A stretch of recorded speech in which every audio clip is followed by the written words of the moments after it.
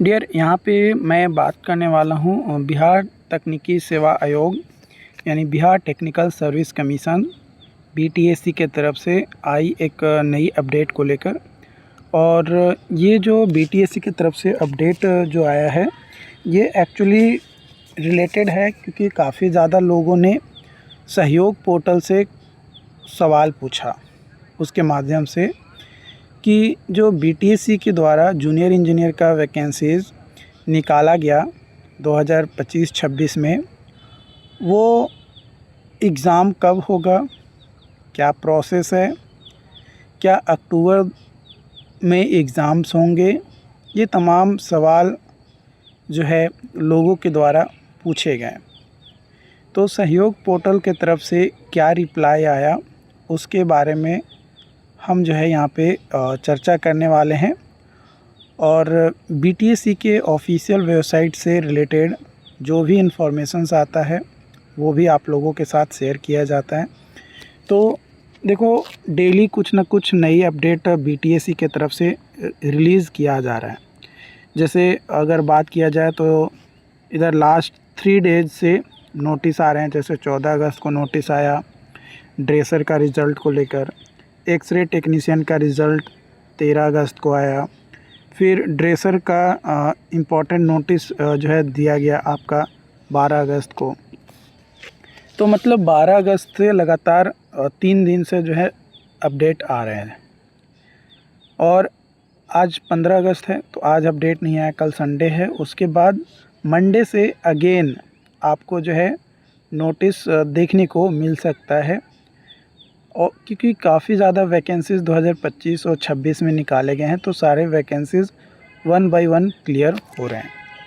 इसके अलावा बीपीएससी के तरफ से एग्ज़ाम कैलेंडर जो है वो रिवाइज़ किया गया 14 अगस्त को। तो काफ़ी ज़्यादा लोगों का ये भी सवाल है, क्या बीटीएससी का जो कैलेंडर जारी किया गया था फरवरी 2026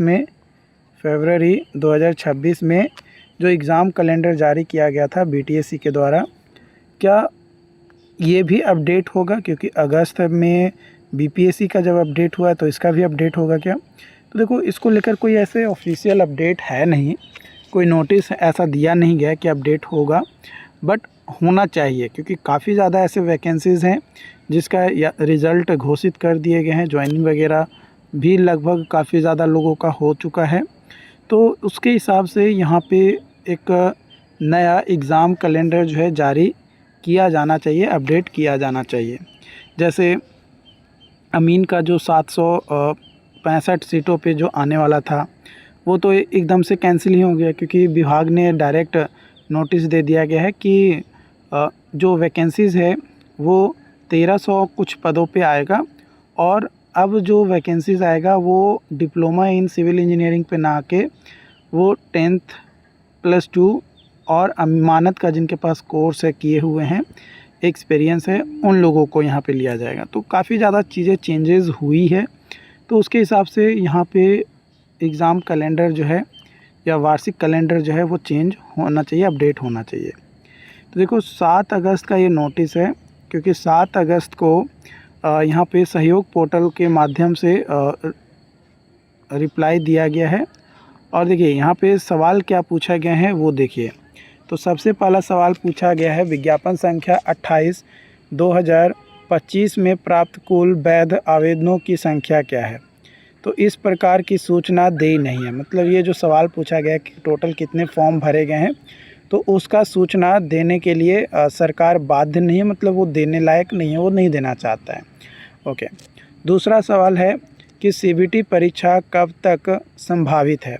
तो इसका रिप्लाई दिया गया है कि परीक्षा एजेंसी के चयन की कार्रवाई प्रक्रियाधीन है। इससे पहले 10-15 दिन पहले भी सहयोग पोर्टल के माध्यम से सवाल पूछा गया था, तो उस समय भी यही जवाब मिला था कि परीक्षा जो एग्ज़ाम लेने वाला है जो एजेंसीज़, उसका चयन प्रक्रियाधीन है, यानी प्रोसेस में है, अभी कंप्लीट नहीं हुआ है। संभावित तिथि एजेंसी द्वारा दिए जाने पर इसकी सूचना आयोग के वेबसाइट पर दिया जाएगा। जब एजेंसी सेलेक्ट हो जाएगा और एजेंसी जो है जारी मतलब वो तैयार हो जाएगा कि हाँ हम एग्ज़ाम कंडक्ट करवाएंगे और हम एग्ज़ाम इतने दिन में कंडक्ट करवाएंगे, एक्सपेक्टेड इस डेट से हम एग्ज़ाम कंडक्ट करवाना स्टार्ट करेंगे, तब जाकर वेबसाइट पे नोटिस या अपडेट आएगा। इसके बाद तीसरा सवाल है, यहाँ पे पूछा गया है कि संविदा कन्या अभियंता जो एक बार वर्क एक्सपीरियंस यानी कार्य अनुभव का लाभ ले चुके हैं, उन्हें फिर से दोबारा लाभ दिया जाएगा। इसका निर्णय प्रत्येक दावे के गुण दोष के आधार पर होगा। मतलब किसको दोबारा मौका दिया जाएगा, किसको दोबारा मौका नहीं दिया जाएगा, ये विभाग के द्वारा और वो कैंडिडेट कहाँ पे काम किए हैं, क्या एक्सपीरियंस उनके पास है, उसके बिहाफ पे ये डिसीज़न जो है आपका दिया जाएगा। तो ये अपडेट्स हैं आपका।